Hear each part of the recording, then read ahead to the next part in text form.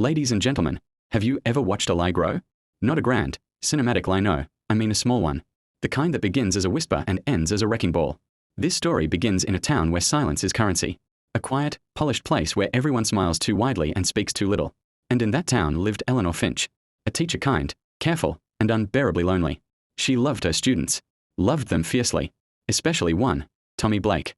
A thin boy with curious eyes and bruises that changed shape every week. No one asked where they came from.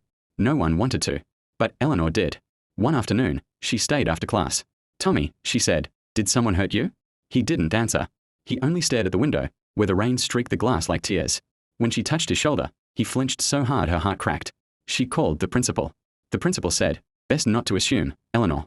You know how rumors start." The next day, Tommy didn't come to school. Now, listen closely, this is where silence begins to rot. Eleanor went to the police.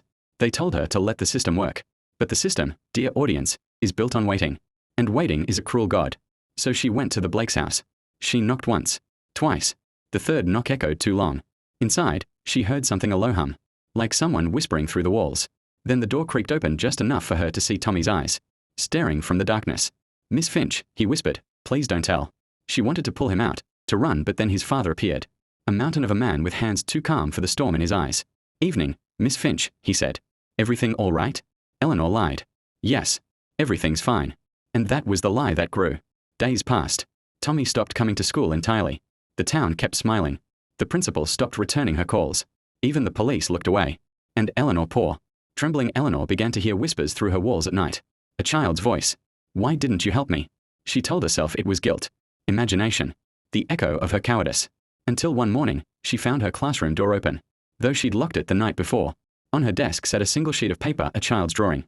A stick figure woman. A small boy. A house burning behind them. And at the bottom, in shaky crayon, "You said everything's fine." Eleanor quit teaching that day. She moved away. Changed her name. Tried to start over. But sometimes, late at night, when the rain slides down her window just so, she swears she sees a small handprint appear on the glass. That's the thing about silence, my friends. It doesn't protect you. It remembers you. So if you ever see something wrong and choose to stay quiet, listen carefully in the dark. You might hear someone whisper your lie back to you.